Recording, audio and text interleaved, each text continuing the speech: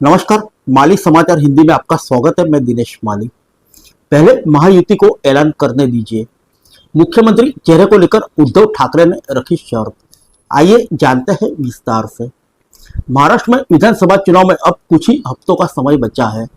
ऐसे में सभी राजनीतिक पार्टियां चुनाव की तैयारी में जुटी है। मुख्यमंत्री के चेहरे के उम्मीदवारों की भी चर्चा है। इसी बीच शिवसेना युवती नेता उद्धव ठाकरे से जब महाविकास आघाड़ी गठबंधन की तरफ से मुख्यमंत्री चेहरे को लेकर सवाल किया गया तो उन्होंने कहा कि पहले सत्ताधारी महायुति गठबंधन को मुख्यमंत्री उम्मीदवार का ऐलान करने दीजिए, उसके बाद उनका गठबंधन भी अपने उम्मीदवार का ऐलान कर देगा। आइए जानते हैं मुख्यमंत्री के चेहरे को लेकर क्या बोले उद्धव ठाकरे। महाविकास आघाड़ी एमवीए के घटक दलों के नेताओं ने रविवार को संवाददाता सम्मेलन को संबोधित किया। इस दौरान शिवसेना युवती के नेता उद्धव ठाकरे से महाविकास आघाड़ी के मुख्यमंत्री पद के चेहरे पर सवाल किया गया।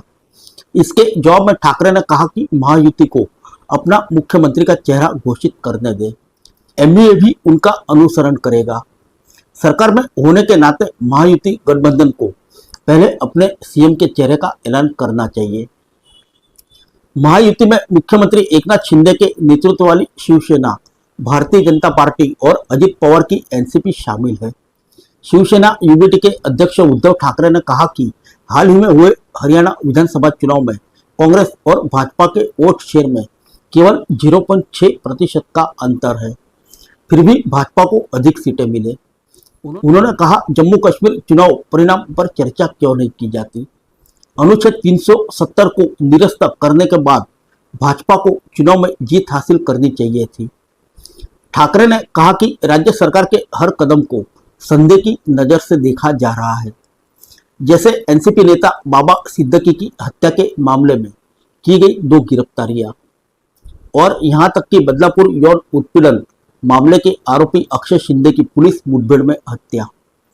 ठाकरे ने दावा किया कि मुंबई में 2 पुलिस आयुक्त हैं, लेकिन फिर भी शहर में अपराध की घटनाओं में वृद्धि देखी गई।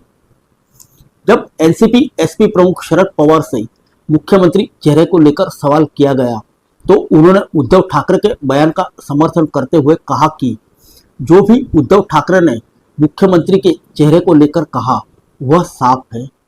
उन्होंने कहा कि महाराष्ट्र सरकार की मुख्यमंत्री माझी लाडकी बहन योजना एक धोखा है, जिसके लिए बजट में कोई स्पष्ट प्रावधान नहीं है।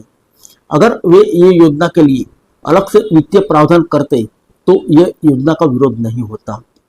शरद पवार ने कहा कि महाराष्ट्र के लोग राजनीतिक बदलाव के लिए उत्सुक हैं और उन्होंने विश्वास जताया कि आगामी राज्य विधानसभा चुनाव के परिणामों में उनकी भावना झलकेगी। पवार ने दावा किया कि देश में सबसे अच्छा माने जाने वाला राज्य प्रशासन महायुति शासन के तहत हतोहत्सित हो गया है। उन्होंने कहा, हम लोगों को मौजूदा सरकार से मुक्ति दिलाना चाहते हैं और मुझे विश्वास है कि लोग हमारा समर्थन करेंगे। आगामी राज्य चुनाव में महाविकास आघाड़ी अपने लोकसभा चुनाव के प्रदर्शन को दोहराएगा। फिर मिलेंगे अगले बुलेटिन में अन्य किसी खबर के साथ। तब तक के लिए इजाजत दीजिए। नमस्कार।